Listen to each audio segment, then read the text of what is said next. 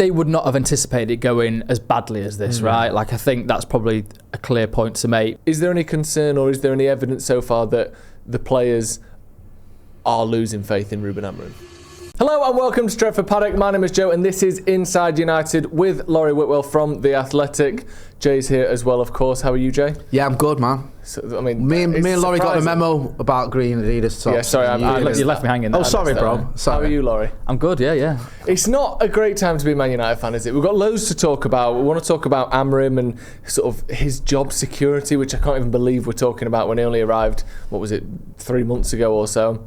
Also, a little look towards the summer and transfers. You did a piece about strikers and different players that United might be looking at, and also a little bit more on the injury situation. We're going to cover everything, but there's not a lot of fun things to talk about with Man United at the minute, is there? No, I mean, I suppose you could possibly say the academy. You know, I was at the FA Youth Cup game last Wednesday. That was fun. 5-1. Chido Obi scored a hat trick. Jack Fletcher played really well. James Scanlon got a couple of goals. That's kind of fun. And then you know, they had them on the bench, a lot of them for the game against Tottenham. But yeah, the first team, the wider club picture. It's quite bleak. Yeah, it is. We'll get into all of that, but let's start with Amorim. I saw a little interview you did on Sky Sports News or Sky News, one of the two, yesterday, talking about him and his relationship with INEOS. You used the phrase, you said that they were wedded. Now, looking at the stats, hold me by my words, are you? I know from the stats that 2/3 of marriages end in divorce. So that's not necessarily that doesn't necessarily indicate that this is going to be a success long term. What did you mean by that? Yeah, I mean, wedded is a strong term because it implies maybe it's not ever going to break, but clearly as we've seen with Dan Ashworth, sporting director, if something isn't working, then Sir Jim Ratcliffe will make a call on that. And so you can't take this situation between Ratcliffe and Amorim as absolutely solid for the foreseeable. Results will ultimately have an impact on that, but I think my point is that this is a guy that they've chosen. They obviously got rid of Erik ten Hag. They could have appointed Ruud van Nistelrooy as an interim. They didn't. They wanted Ruben Amorim in at that moment so he could bed his ideas in, and they knew it was going to take time because there was questions around how the back three system would work. Even at the end of last season, when they were looking at options, Amorim was kind of looked at but not fully taken further because of this system that he was playing, but then he kept doing well with Sporting, and they thought, okay, we need to go for this guy. He's got the charisma, he's got the ability to shoulder the responsibility of Manchester United, and I think he's shown that in his press conferences. Everything that he's saying brings people along with him, but clearly results are a big factor in all this. But I think in particular Omar Barada, the chief executive, Amorim is aligned to him, I feel like, so that's going to be a pretty solid relationship, and they understand the picture that he inherited, where he's been able to sign one player in the January transfer market, a 20-year-old from Lecce who's a wing back, and they're obviously looking at making more additions in the summer. We touched on Giovanni Kenda before, another wing back to kind of help that sort of system come to fruition even more. So that's where it's all pointed towards, and I feel like the financial picture at the club at the moment, even that is a factor to consider when you're talking about changing managers. Yeah. Do you think there are any concerns, Laurie? Because I get everything you said about they understand the problem he inherited, the fact that he's had one signing really in the January transfer window, that obviously we've got injuries as well. It's just some of the results are so bad. I know as fans we're all backing him, as you've been backing him as journalists as well, but do they have any worries? Or do you get the impression that they might not have regrets, but just concerns, I think would be the word I'd use? They would not have anticipated it going as badly as this, right? Like, I think that's probably a clear point to make, because at the time when Amorim took over from Ten Hag, trying to get back into those Champions League places was part of the reason for them acting at that moment, because it's such a huge financial benefit to get in the Champions League or even Europe to then not even qualifying. That's a conundrum that they're going to have to try and work through in the summer if they don't end up winning the Europa League and getting the Champions League. But that was part of it by getting him in at that moment. But yeah, you can't just forever say, well, results don't matter, we're kind of writing off X period amount of time. But I do feel like we have asked for somebody to come in and have that sort of personality to shoulder Manchester United, and clearly the way that he wants the team to play is going to take patience, so you almost have to allow for real turbulence. That being said, it's unprecedented how far United are down the table, 15th, I was looking at the gap to the relegation places just to make sure they're not going to be dragged into that, because you are thinking bad signs, isn't it, when you have to look at that. I mean, it's 12 points to Ipswich, and you just feel like that's not going to come into possibility. But I think what it does show, or what this weekend has kind of brought to realisation with the injuries, particularly to Ahmad, who's out for the season, is that any hopes of getting into Europe are gone, it feels like, in the league anyway, and even top half of the table looks like it's going to be a stretch. It's mad, isn't it, to say that, and we'll get on to Ahmad a little bit more and the injuries a bit more, but obviously you said there that INEOS and presumably Amorim didn't think it would be this bad. You can tell. I mean, Amorim said that it's a harder job than he thought it would be, that it's, he said the other day, this job's really hard, like he's not kind of sugarcoating anything. I'm a bit worried about the players in all this, because whether the fans give him time, whether the journalists give him time, whether INEOS want to give him time, all of that almost becomes not necessarily irrelevant, because you can get some players out who are dissenting. But if you have a dressing room that is slowly looking at each other going, what's he doing? Like, this isn't working. If they stop believing in him or never get to the point where they do believe in him, that can kind of change all of this, over a few weeks or months. Is there any concern, or is there any evidence so far that the players are losing faith in Ruben Amorim? I mean, not that I've heard in particular. I mean, I suppose I've not asked that question directly of people. You sort of pick up little sort of hints, perhaps, that sort of suggest, okay, well, like anybody, you'd be questioning, is this absolutely the right thing to be doing? It's a back three system reliant on wingers and centre backs to be able to push on and get aggressive without the players available, in particular the injuries as well. When you lose Lisandro Martinez as well, let's not forget him in all this, to get that kind of front-footed defence. Our best ball-playing centre-back by a long way, isn't it? I think he's up there in terms of passes to Rasmus Højlund, for example. I think he's like second or third for passes to Rasmus Højlund this season. We know that much. Well, exactly, Those it's two, not. Yeah. And then obviously Harry Maguire was the one that put the through ball to Højlund on Sunday, for his first chance. So that's obviously a mechanism by which, I think Amorim would like some chances to be created anyway. So for people might look at it and go, well, this isn't suited what we're being asked to do. But I think that he's got the compassion, the emotional intelligence to explain to players and bring them along with him that hopefully would buy him time beyond, the results being bad. Clearly, there comes a point where results are continually bad that people will ultimately go, is this the right thing to be doing? Yeah. But I think at that point you just have to be strong, and that's why Amorim said, I will not change, because I think if he shows any weakness in terms of his main principle, then players will leap on that and they will think he's changing his mind, he doesn't know what he's doing, and they'll seize on that, and not in a way that they want to necessarily, but that'll start a trickle, I would think, in their mind as to whether this is going to work out. Clearly, he has jettisoned players that don't match up with what he's after, in Marcus Rashford, Anthony, Tyrone Malacia.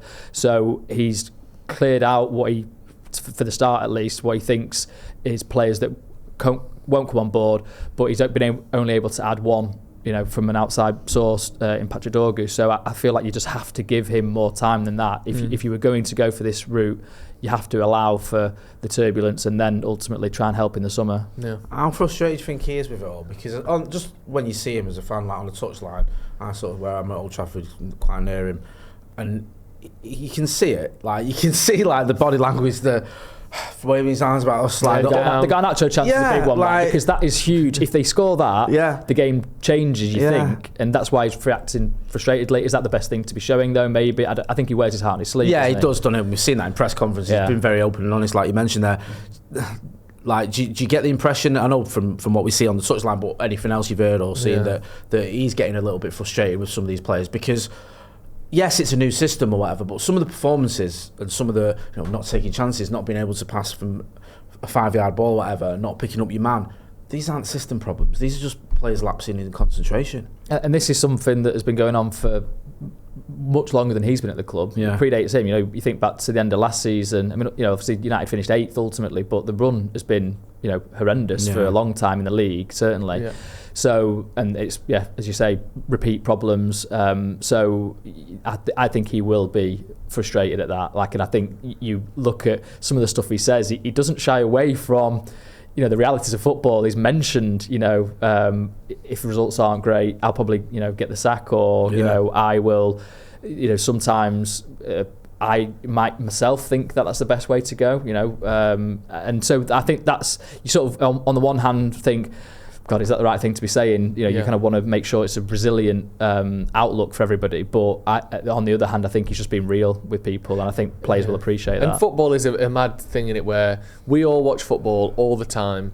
The number of managers we see get sacked, you know, I think the average time a manager gets in the Premier League is like a year or less. Like, it's, you know, these numbers are indicative of a sport and a career where you don't stick around for a long time. And yet when a new manager comes in, or even a manager that's been there a year and is really struggling and is losing week after week, we never expect them to say, you know, I might get sacked here. This might be the end for me. We expect this like almost delusional stoicism from managers, where it's like, everything's great, I'm not going to get sacked, I'll never walk. We think, like, look at the job he's inherited. And the players that he's inherited obviously have struggled under Ten Hag. He hasn't really been supported, other than letting a load of them go and not replacing them. If this was another job, where you say, here's the job description I was given, here's the reality, he might quit.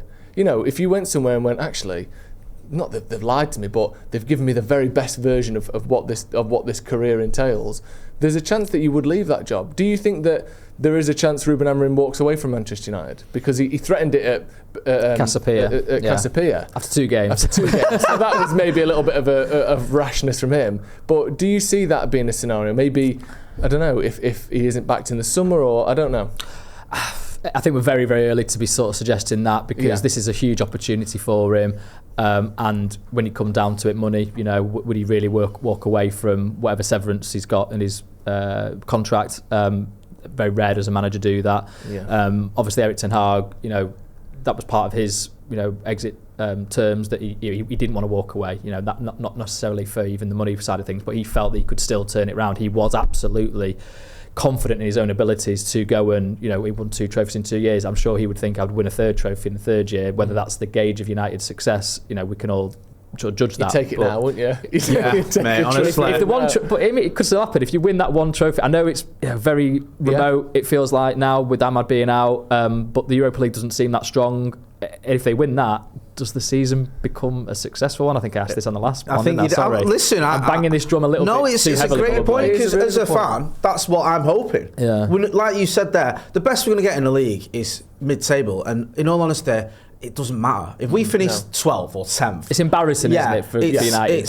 It barely makes any difference. That season, But if we won the Europa League, I'd celebrate that like it was 99, honestly. Getting into the Champions League after this season. And a trophy. And also, it'd be nice, just even from just a buy-in perspective from the players, like realising, even if it's just in one of the competitions, if you do what I say, you can be successful. And also, the Europa League isn't an easy trophy to win. We've been in it, you know, a fair few number of times and only won it once. So it's not like, the Europa League, piss that. It's actually hard to win it. And even in a slightly weakened group now, where no one drops down from the Champions League, I still think it's hard to win. So that would be massive for him. And I think, going back to the Solskjaer's time at United, finishing 3rd, finishing 2nd. The only time a manager in the last 10 years has got consecutive top 4 finishes, by the way, that still wasn't enough for the players to go, this isn't right. Well, they lost the Europa League final, exactly. Didn't they? And if they'd have won that, kind of and that's doubting of a manager. Exactly. And I think if they'd have won that and looked confident, and maybe that kind of versus Newcastle in the Carabao, where you sort of swat aside a supposedly lesser team, I think Solskjaer not necessarily could still be here, but certainly would have had a lot longer in that next season to push on. So that could be his, you know, the difference between Ten Hag getting a few extra months and Solskjaer basically losing it. Like that, I don't know, maybe that could be a big thing for him. Kept Ten Hag in a job, didn't it? And it's mad to think back to when Solskjaer got sacked. United were 7th in the table, and they'd lost 4-1 at Watford. It was a bad one. You could tell he was going to get sacked, and I was there that night, and the fan reaction was actually quite there was animosity in the stands towards him, and he's like, you know, a legend of the club, but there was none of that actually on Sunday. It felt like, to me anyway, maybe I've got friends and people that support United that are telling me this is, you know, too far, or this is rubbish, and there's definitely anger there. Is that what they're saying? This is rubbish. This is really rubbish. Right? This is pants. Excuse my language, Laurie, but this is rubbish. Forgive me for saying so, but this is very bad. Pardon my French, but these performances are dry. That's what they're saying, isn't it? Those are the words they use. I've got to censor myself a little bit for the family show that this is. But there wasn't. I watched them go over at the end, and they're clapping the away fans. The away fans are singing United songs. They're clapping them back, and obviously there's the youth players there, so I think maybe that's part of it. But there's not this. It feels to me, at least in the stands at the moment, there's not this animosity towards Amorim. Clearly, there's wider. They're aware of the wider picture with the Glazers, with Sir Jim Ratcliffe. So maybe that's where the attention is at the moment. But to your original point, Joe, clearly Amorim is a strong-willed person, and I think he will have his own thoughts on whether he can be a successor. Yeah. So they're wedded for now, but maybe there's a bit of marriage counselling going on.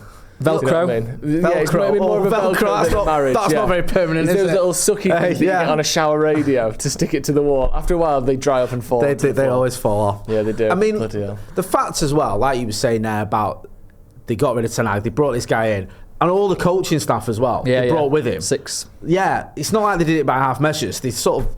I think you had to, didn't you, for a 39-year-old who'd had success at Sporting, and you have to remember overachieved at Sporting. Was probably going to win a second title in a row, first time in like 40 years.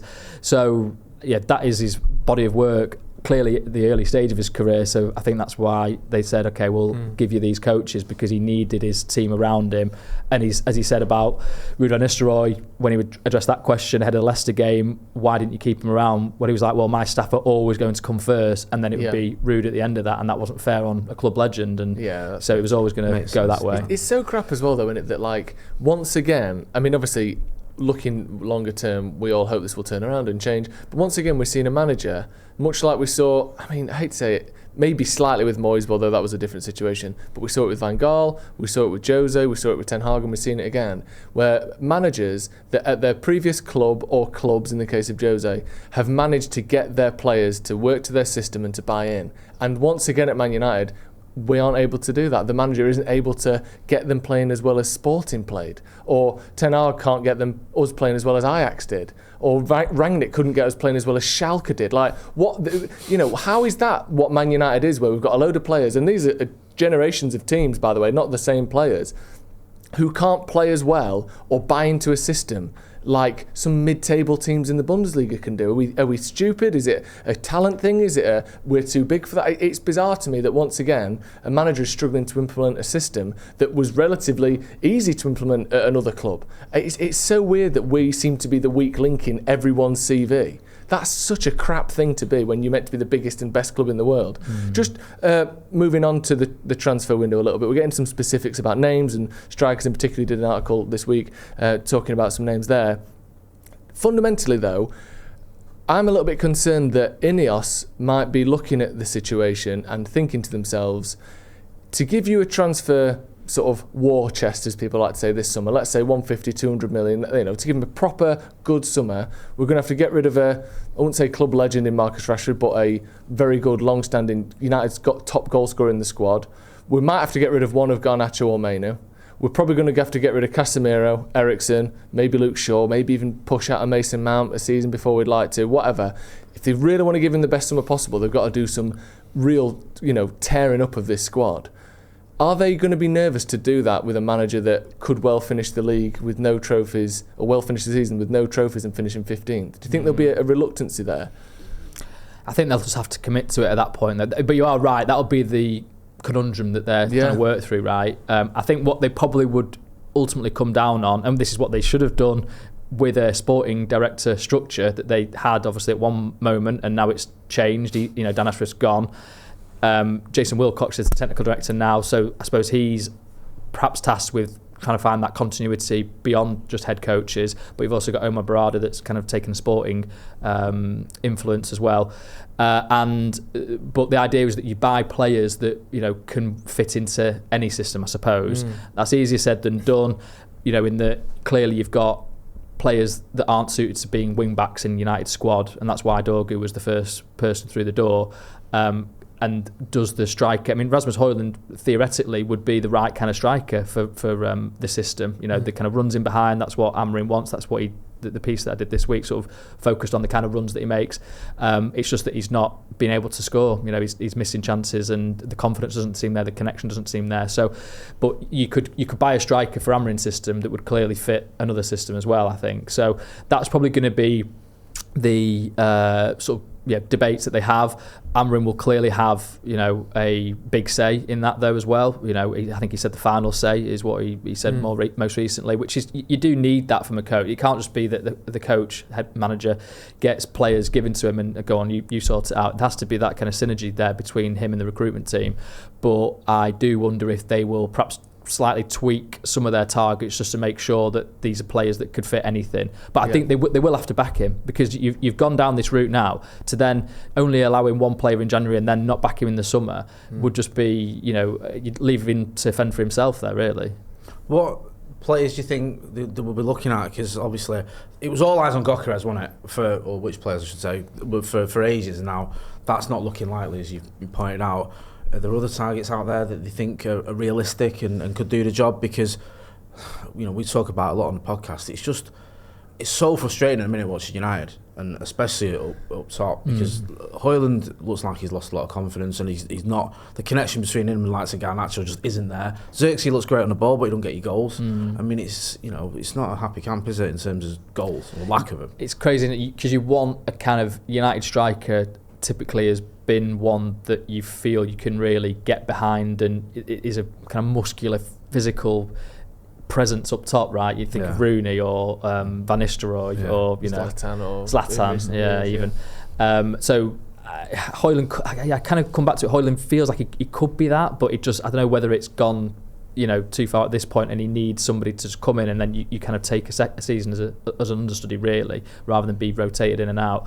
Liam Delap is one of the players that I've been told that United are looking at. He's that type of guy, isn't he? That's what I mean. Coming to it. I was impressed when we played against them, because he's sometimes when you use the words handful, it sounds like a bit of an insult, like he's just a bit of, you know, like a bit of a bricky who's just, you know, gets in the way. Well, he's got his like shorts like sort of 1980s rugby league player. But he is a handful. He's obviously got a lot of talent as well. Yeah. My only concern, me and Joe, we were talking about this, certainly on Paddock Live the other night, is it feels like another striker who's not yet proven, who's on that upward trajectory, in a similar way that Højlund was. And it's like, is that a gamble? But do you think United, with the Premier League experience, can make it a little bit more? It's kind of contradictory as it sounds. I feel appealing. Like with the financial picture, they kind of need to take more gambles in a way. Okay. I mean, Dorgu, you could say, is a bit of a gamble. They've gone for him earlier than perhaps, you know, you would historically go for him, and they've got him for a price that, if he then goes and plays 5 seasons for United, is a very good price, you know. And I think the early signs have been encouraging with him. Athletic as well. I think United squad does lack that physical potential to, you know, make those runs repeated up and down, and Delap looks like he's got that. I would say that he's different to Højlund when Højlund arrived here, because, you know, Delap has scored now 10 goals in the Premier League. You know, he's kind of shown that in a struggling Ipswich side that don't create that many chances, by the way, and he's very important to them. I think he's more important to them than Ahmad is to United, for example, in terms of goals and assists for their overall goals, something like 50-odd%. And the quality of finishes, I think, it appeals. You know, the kind of little touches, or you can strike it from long distance. But yeah, clearly it would be. You don't know, right? You don't know that he's going to score you 15, 20 goals in the Premier League. You kind of are taking that chance, and United won't be the only club in for him. I think Ipswich are aware of the realities of the situation this summer, whether they stay up or go down. It might be more amenable to United if Ipswich do go down financially. Chelsea are interested in him as well, though, so they won't have, you know, if they do end up wanting to try and go for him, they won't have a clear run, I don't think. But they have got someone in Jason Wilcox, who was at Man City's academy when Delap was signed for City's academy. So you've got that kind of established relationship there. So let's see. I always feel like Chelsea being in for someone is just take that as read. That's almost like that's going to be particularly that age profile. Yeah, right? Exactly. They just anytime anyone's being transferred from any league, Chelsea were interested but decided to do it. Like, it's like how we just call like vacuum cleaners Hoovers. Technically, that's a brand, but at the minute, I think we might just call transfers Chelsea's at some point in the future. Even that show was like Napoli in for him. So Chelsea are. So like, Mainoo. Yeah. Chelsea will have him. I think there was some truth to those stories. To be fair, mad, isn't it? But just on Delap, then obviously, like you said, Jay, it's another youngster. and it's another risk. And he's older than Højlund, and Højlund got 16 goals last season, and he's on 10 this season. Delap's on 10 this season, so he's not much more proven, really. I know, again, like you said, he's playing for a worse team and all that, but I have a little bit of a concern that we're going to fill the squad full of 20, 21, 22-year-olds who, and this isn't pointing at any fingers directly, but the likes of Dorgu or Delap or, let's say Kenda or whoever it is that we bring in, where none of them have got I've won 2 La Ligas or I was the top scorer in the Bundesliga to fall back on if they have a bad season. If you come into this United team and let's say in January next year we're 9th, do any of them have that? They might have just an innate, resilience, but they might, it's nice to be able to rely on sort of professional kind of what's the word, reflection a little bit and muscle memory almost. Yeah, and say, I've done this before, I've had this before, but whereas they're all going to come in and go, my best season was finishing 4th with these or finishing 17th with these, or I wonder if they'll be able to handle the pressure and criticism that comes with not working out at United. Because look at Højlund, he's someone that came in his first season, got 16 goals, was a bit inconsistent, was one of the top scorers in the Champions League group stage, exactly what you'd expect from a player of his capacity and his experience. Now people want to get rid of him. He's only been here, 19 months, 20 months, something like that. A year and a half. Whereas I can look at all of these players, and at the minute people like Dorgu, but if you don't get 7 assists next season, they won't like him anymore. And if Delap doesn't get 10 goals next season, they won't like him anymore. I worry when you're trying to rebuild a squad, and sorry I'm talking here, but I'm kind of... Go on, vent, Joe. I'm venting a little bit. When you look at the way Man City built their team, they got some Vincent Kompany's and some Fernandinho's from teams that were smaller, but they also got, even a sort of taking a chance in Kevin De Bruyne, for instance. He'd got 20 assists in the Bundesliga the season before they bought him, I think, which was equal the record at the time. Sergio Aguero had got 20 goals 3 or 4 times for Atletico Madrid before they bought him. Yeah. It wasn't just kids who were coming from small teams, small divisions with no experience. It was young-ish players, but who had been top class in the leagues they'd come from. I'm a bit worried there's a lack of that. In Gyökeres at least I see that. I scored 65 goals in 2024. Even if I have a bad year, I can get back to that. Are there any targets like that as far as you can see? Or is it seemingly all these 21-year-olds who have done all right for Ipswich and we hope will get better? Yeah, I feel like that's their... Sorry to take 5 minutes to ask that simple question. There's a few bits I'm trying to remember all that you said, and I'll hopefully get across everything. I lost you okay? There, Laurie, and breathe, Joe. Yeah, take a minute. You listen, you felt like you needed it. I think that's good for you, good for everyone watching. Good for this all out. podcast, Laurie. I'm wedded to Amorim.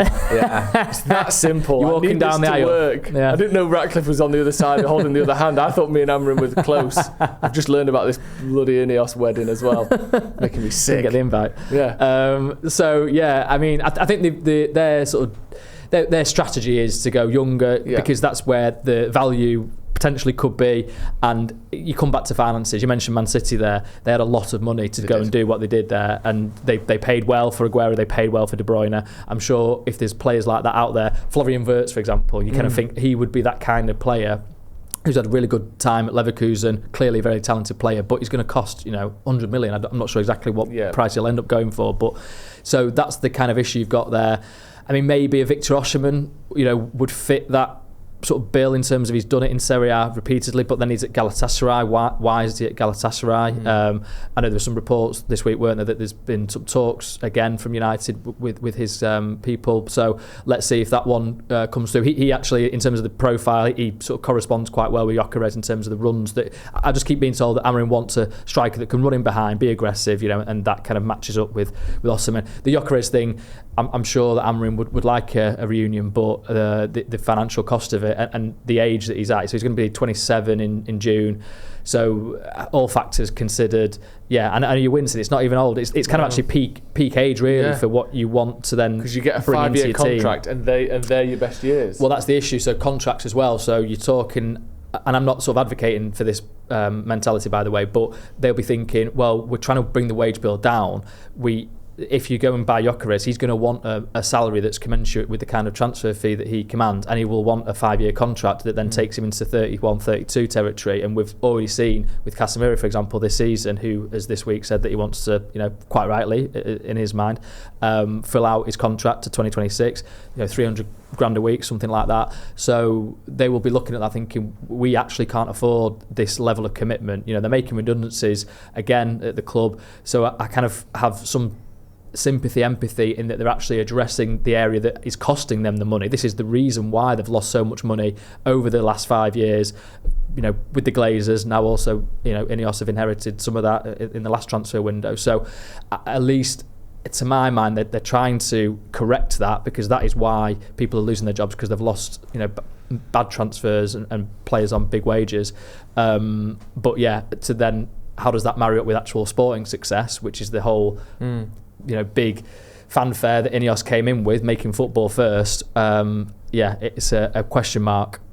It's also interesting, I barely mentioned it, about the Aidan Heaven signing as well, because obviously he was brought onto the pitch with Dorgu. Yeah. And that's like, at first when you got him, you just think it's just like another kid who's coming in, but they sort of labelled him as a signing for the first team, didn't they? I think he's an academy player, really. He's played 10 minutes for Arsenal's first team. So to then, fine, he's 18 and he's a backup for Lisandro Martinez. I think he played his first minutes for United in the U21s last night against Lee.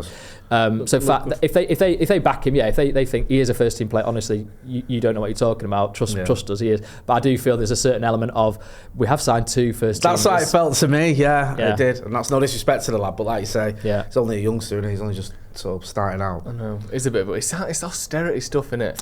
That's what it is. It feels like our version of austerity. Instead of tax and spend, we're not going to spend our way out of this. We are saving our way out of this, cutting back on across all kind of fronts. That feels like it's that way of doing things, isn't it? And my big concern, I suppose, in all this is that's fine. I think everyone can appreciate the club was spending excessively and it needed to be adjusted, but is there an actual idea about what you're then going to put in place to improve systems and make it more efficient, or is it just getting rid of people? I wanted to ask you about that, actually, because we spoke to Steve from the 1958 on the channel, and he was talking about this transparency between the ownership and the fan base. And I know we've seen Jim Ratcliffe do more interviews publicly. We've seen the same from other members of INEOS. They're obviously a lot more kind of public facing than the Glazers ever have been. We see them at games. I genuinely do think they care more about the future of United than the Glazers do.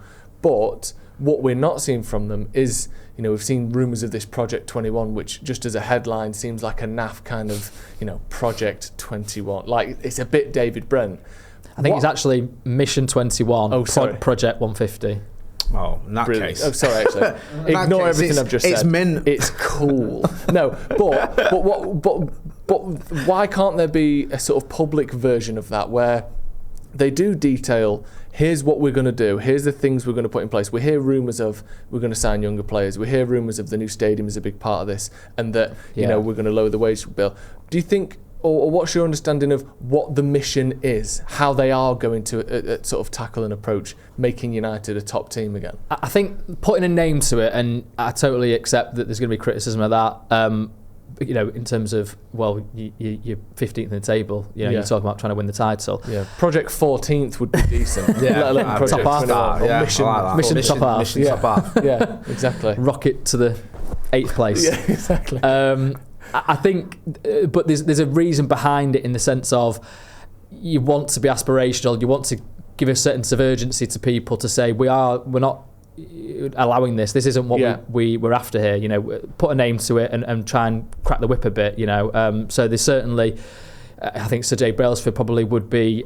I think that was the Times reported he was sort of behind this as a main motivator. You'd imagine that he's done that at, say, British cycling, where Tour de France. I think people would have laughed probably when he first said we're going to win the Tour de France with a British rider, and they ended up winning it sort of 7 times. So I think that's a mark of that happening in cycling. Yeah.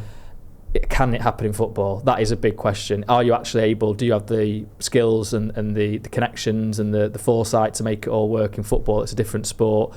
But I think the ultimate idea behind putting a name to it is to generate that sense of this is what we're aiming for. Yeah. Whereas the Glazers, right, they would be, it felt like, happy with Champions League qualification. You've got the money in from that. We're not going to spend as much in the transfer window when we're in the Champions League, or we will actually when we're out of it and we need to get back into it. This kind of, from a distance over in America, as you say, Jim Ratcliffe, lives in Monaco, but he is over here quite frequently meeting fans and speaking to fans.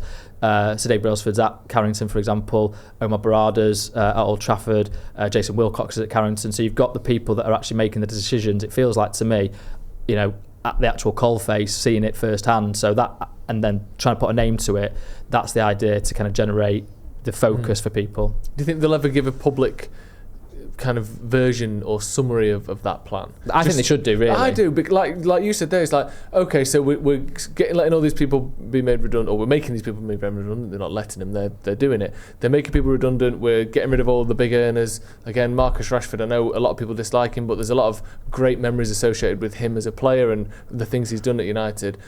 What's next? What's this? And it'd be nice to know that, at least an idea of like, here's why we're doing this. Like you mentioned before, it feels as though at the minute it's like, it's going to come good eventually, guys. We're not going to tell you how, but just suffer in silence for now. It's a bit harsh for me. That it's a bit difficult to take that. That was one of the big criticisms. I mean, there was lots of criticisms, and there still are, and rightly so, of the Glazers. But one of them was the lack of interaction and transparency and.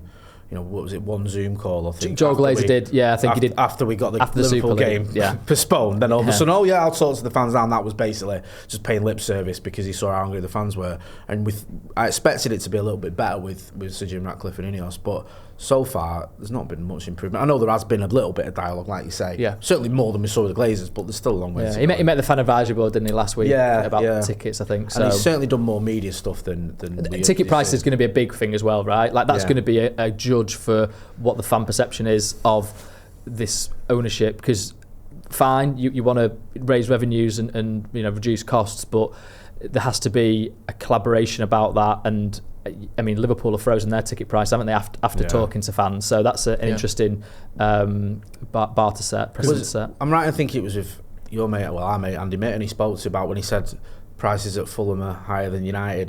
That shouldn't be the case, and I thought that was a massive error to say that, because it angered a lot. They should probably pay more because they're above us in the league. Yeah, well that, and obviously it's London. Last time I checked, Fulham's quite an affluent area, and not all of Manchester is. So I don't know. It's just like we said at the beginning, it's difficult at the minute. Everything just seems to be rubbish, as your mate would say.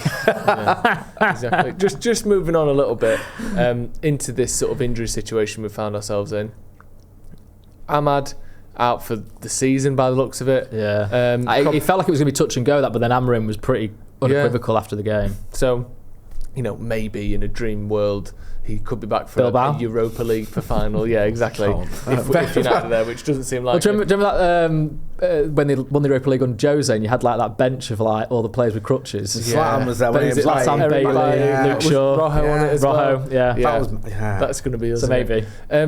Just give us your understanding of the Mainu injury, the Ugarte one. That seems to have gone under the radar a little bit as well. Obviously, I think Yoro and Eriksson were both ill, so they should be back soon, maybe even for the next game. But what sort of give us the lowdown on those injuries that we saw, and also, do you know how they happened? Were they practicing jumping off a 2-story building or something? Because how did 4 people get injured in one training session? I think they might have been different times, to be honest. Right. I think I could be wrong. I think Ahmad's is a different issue. I mean, Amorim sort of talked about it. He said alone, but also tackle. I don't know for sure, but I think he might have rolled his ankle in a tackle with somebody. I don't know if he's doing the tackle or if he's taking the tackle. It'd be interesting to know. Who brought his five-a-side boots? I'll show you how to tackle. Let me have a game, lads. Watch this. Here we go. Go on. Let's have it. No, obviously not. Come. Yeah, I'm not even going to throw out names just in case. Say, don't even speak when we say stuff like that. Just don't even speak. You don't want to be associated with us suggesting that Jim Ratcliffe injured Amad Diallo directly with a bad tackle.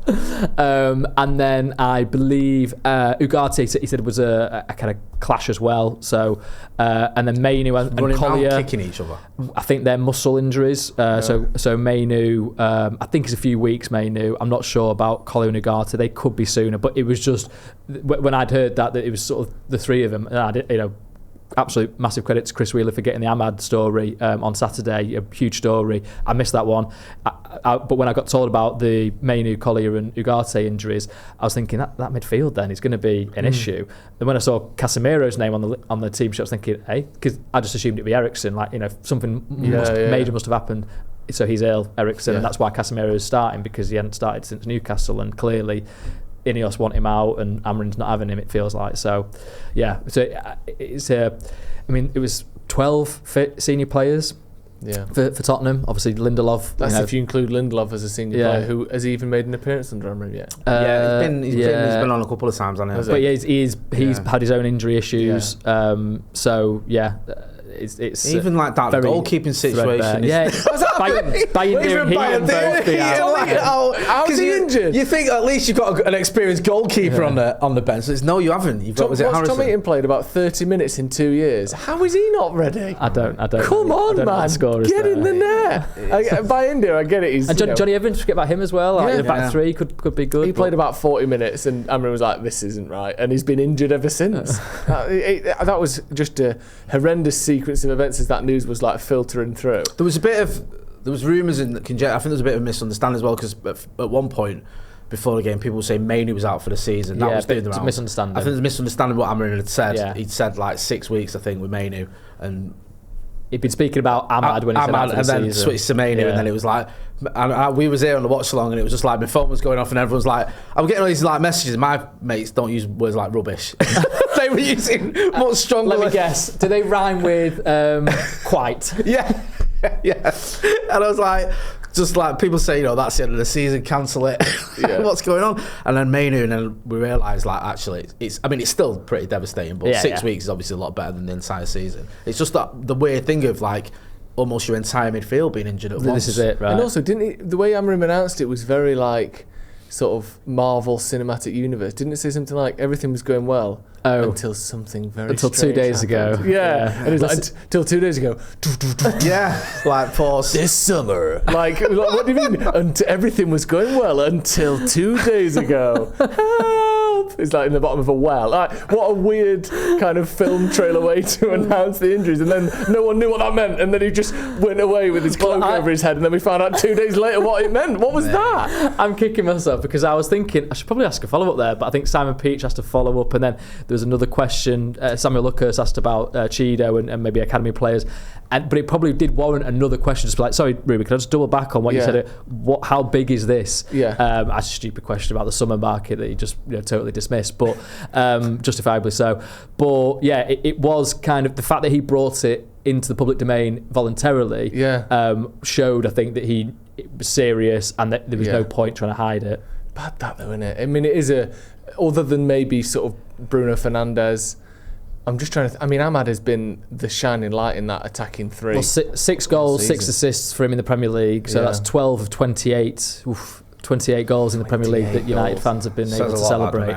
43%. That puts him equivalent to Cole Palmer at Chelsea, Erling Haaland at City, Ollie Watkins at Villa. And obviously Bruno's like one behind. He's like 5 goals, 6 assists. I think that's the way around it is. And then the next person on that list, Marcus Rashford, 4 goals, 1 assist. It's just depressing, man. They had a stat on, didn't they, about away goals as well, and it was like Rashford and Martinez were right at the top of it, and you're like Martinez has got 2 goals, hasn't he? Yeah, you're like, come on, man, this is a joke. Yeah, I mean, it is just crazy, isn't it? The season, and then the fact that we have this kind of underwhelming January, and then immediately you're punished by your best player being injured for the rest of the season. Which comes back to what more could Amorim be doing, really? Like, okay, maybe he could be winning, beating Brighton at home or beating Palace at home. I'm not letting him off those results, because certainly there's moments where he's made mistakes, but it feels like this has just been such a cataclysmic season. Just try and get through it healthy in the end. Do you think, this sounds insane, but do you think in a way it almost not helps him, but in the perception of INEOS, they might look at this and go, look, you can't be blaming the manager for this, because if you're losing all your players and like obviously Rashford wasn't responding to what he was asking him to do, so he's like he almost didn't have a choice in that. Then you've got all these injuries. Do you think there's any sort of that could buy him a bit more time or a bit more patience with INEOS, because they understand that? Yeah, they've got it, haven't you? Because to lose, like, if it was just say you only lost your guy, that's fine, but your guy, Mainu, Ahmad for the season. Oh, we'll play Collier. No, he's out as well. Martinez for the year. Martinez for the year. You know, plus you've not even, like someone like Mason Mount, who you mentioned earlier, is the forgotten man who looks like he would fit in this system, is not an option. Luke Shaw, you think, if Martinez was out, Luke Shaw would be the best backup. He's just out. I think, as we're recording, it's been a year since he made his last start for United. Well, let's actually chat about Luke Shaw, because he was back in training, and then wasn't it like 2 weeks ago now? Or when was that, when that extra little injury happened that at first was like, oh, he's going to be out for a few weeks, and everyone's like, oh no, it won't be that long. But is there any schedule for him to come back? Because that was nearly 2 weeks ago now, this little extra knock that might be a week. Yeah. What's happening with that? I'm trying to think back which press conference it was. So it would have been a Friday one where he addressed it. So the match, what was the last? I forget how many fixtures there's been. It would have been a defeat, whatever it was. Yeah, we lost that one. I think it was pre-Palace. Which is going to be 2 weeks this weekend. Right, yeah. So, I mean, and he said that the injury that he sustained, or the setback that he had, was slightly different to the one that had been keeping him out. I think because it's Luke Shaw, they are being extra cautious around bringing him back. And it doesn't seem to matter though, does it? At the minute, he's not even getting to games. He's getting, the setbacks are happening. But I think he has been training. Yeah. Okay. So that's good. Yeah. That wasn't the one where he did a post, was it? Was that pre that? Didn't he do a? It was when he suffered a previous injury. Yeah. It's just difficult. Sorry to interrupt. I just thought, what is the latest on Shaw? Because it was like there was the first initial wave was like it's going to be out for another 3 weeks, and then everyone was then there seemed to be a bit of pushback. And he was basically he was training on the Monday. Apparently, that was what was supposed to happen. So it was like, there's been a setback, but not out for 4 weeks supposedly. Okay. But I mean, obviously as time goes on, maybe it is sad. Be 2 weeks this week. It is sad to see, because I know there's a lot of people are annoyed with Luke Shaw because he went away with England and all the rest of it, but you don't want to see a player just constantly injured like he has. We go back to that leg break, don't you? Just think how much has that affected just all the little mechanisms in your body. You know, it's always muscles, isn't it? So he's such a technical player, gifted player, isn't he? No, and I know people get irritated about, I think maybe Steve got irritated about him coming back for England. And McCall and Steve, if they were here, mate, they'd be shouting now. Honestly, don't mention Luke Shaw in front of them two. But whereas I have a little bit more sympathy, me and you spoke about this a lot, Joe. That was his last opportunity, probably, to go away with England in a tournament. I get it. I might not agree with it, but I understand it. And it almost got him a Euros winners medal as well. And he did transform that team when he came in. I know. Yeah, so it's just annoying, isn't it? It is annoying. Casemiro. Been in the news this week. This whole... what was it? I mean, I'm laughing. It's a bit ridiculous, really. Was this his best season? My best ever season? That was quite interesting, wasn't it? Really? Have you seen your trophy cabinet, bro? Individually, Jay. All right. Yeah, all right, fair enough. You had Modric and Kroos next to him. That's not the same as he was pulling this, dragging this team into the Carabao Cup final, scoring goals in Carabao Cup finals for us.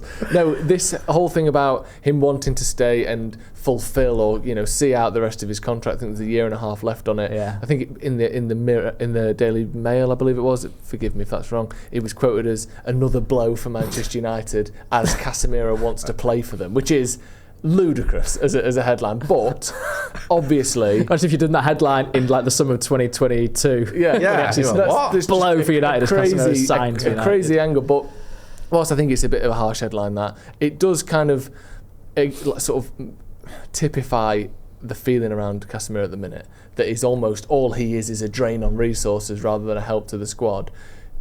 Presumably United are going to be trying to offload him in the summer. Is that the case as far as you understand it? Because there was rumours in January. Is that just going to be an ongoing thing, or do you think he might still be here for another year and a half? Is that possible? It could be, because money, right? Like, it comes down to that, really. And I think that's probably why the framing is as it was on the website, because I'm sure that Sir Jim Ratcliffe would happily have him off the wage bill, and so for him to be earning whatever it ends up being, he has got a 25% reduction in his contract for not being in the Champions League, so it's not quite what he was earning when he first joined, but so it's around £300,000 a week, so it's a lot of money. He's one of the top earners. Well, he probably is the top earner now with Rashford going out to Villa. So I feel like it's negotiation via sort of media potentially to say, listen, if you want me to go, you're gonna have to pay me off. That's what it comes down to, really. A negotiation.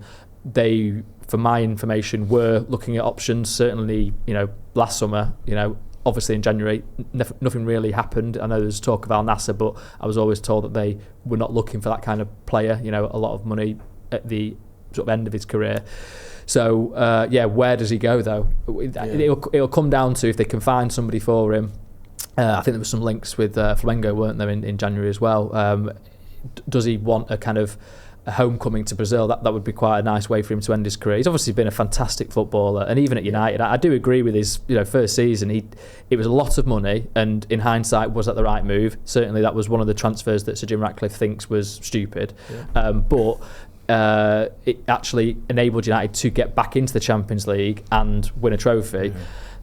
Yeah, it's difficult to say exactly what should happen in those circumstances, because they spent all summer looking after Frenkie de Jong and not making him, and they had to make a decision. It was panic, and it was after they'd lost 2 matches. One, it was in the middle of losing 2 matches that start of that season. Under 10 argue they wanted to try and back. So I'm doing a you now, Jay. I'm just venting. Get it out. This is the place to do it. So I feel better after doing it. So I do feel like a lighter.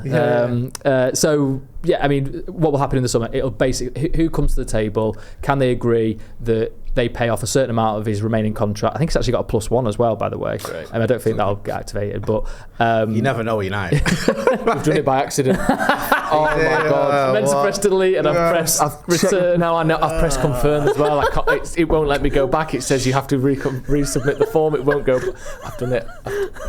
We're going to have to give him that. It's another 18 minutes. Just forget about it. Just put the ticket prices up and sack 300 people. It will be fine. Just don't fucking tell anyone what I've just done. I don't like. I think with Casemiro, obviously a lot of people being negative in that headline, and we all know it's time for him to move on. It's not. I don't even blame him for staying here. It's like he's under contract. It's not his fault. He was given a load of money and offered a longer deal. It just shows the sort of the short-sightedness of some of these deals, and like you were saying there, Laurie, the reactionary element to it as well. And to your point, Joe, that like he was when he first came in, and I think he is still now. Like a very good example to people. He speaks to people. He's a warm character. He's obviously got so much experience and quality that he is somebody that you can tap into for insight. So there's certainly a value there. But on the pitch, Sunday I was surprised that he lasted as long as he did. Obviously, he got the booking as well to compound it. So you're sort of thinking, is he going to take him off earlier? And maybe in hindsight, you could give Cheeto 15 minutes rather than 3. And so it feels like the game has, in Premier League level, has gone away from him. But maybe there's a few occasions towards the end of the season where he can do something in the Europa League that suits. I noticed he's always very vocal from the touchline when he's warming up, because he warms up just in front of me. He seems to like get on with everyone. I know it's like it should be bare minimum with the money on, but doesn't strike me as someone who's disgruntled or annoyed at the fact he's not getting more minutes, and he is someone that the players sort of you can see, like you mentioned there, are responding to when he's sort of giving instructions and stuff. So he's obviously a good positive character. We saw it that time as well. Then it was against Chelsea when Garnacho gave the ball away and he gave him a bit of rollicking. He's got that element to him. He's just legs have gone on there. Let's be honest. Yeah. I mean, I'd like to end on a positive note, but I'm not sure there are too many to find. Actually, here's one. Do you think we'll see more of the youngsters then going forward now? I mean, obviously, like I said, Cheeto, we got 3 minutes. Everyone except Lindelof was a youngster on the bench of the day. Surely we're going to get a bit more of that, a bit more positivity, someone to rally around at least. Yeah, I mean, and I'm always cautious about chuck the kids in, because it can be damaging, but I do think we're in this situation where people would be understanding of any mistakes that happen and want to get behind the youth. I mean, Amorim said after the game, didn't he? Yeah, we will have more opportunities for these guys, the Europa League, FA Cup, and also... I mean, they've got the FA Youth Cup away at Arsenal. Cheeto Obi going back to the club that he left. That's the next round, kind of quite juicy. I think that's going to be at the Emirates as well. So yes, maybe something positive to be there. And there are. I was really impressed watching them in the FA Youth Cup against Chelsea. I don't get carried away with. I feel like I've seen quite a lot of academy youth players now, and I'm always cautious about saying that they're definitely going to do things in the first team. But I saw quite a lot of good qualities in that team: pressing, aggression, quality touches, and I thought Adam Lawrence was coaching them through the game really impressively as well. So hopefully that can be. I mean, we had it, didn't we, under Ralph Rangnick? That was the last kind of turmoil season, I suppose, and FA Youth Cup win, Old Trafford, 70,000 people there. It kind of ended the season on a high. So small crumbs perhaps, but it's part of United's history and heritage, so I think it's something to get behind. Yeah, absolutely. Right, thank you very much, Cheers. Laurie. Thank you. Thank you, Jay, of course, as well. No, not at all. Thanks, Laurie. And make sure as well, there's a link in the description to Laurie at The Athletic. You can go and check him out there. Thank you, guys. Check out all the articles we reference and a few more coming out as well. Oh, absolutely. Can you give us a bit of good news for once, though? Yeah, that'd be good. United agreed deal for £300 million quadruple mega move. Get it written. Remember when I gave you that one. Right, thank you for joining us. This has been Inside United with Laurie Whitwell from The Athletic, of course. We'll see you in a bit.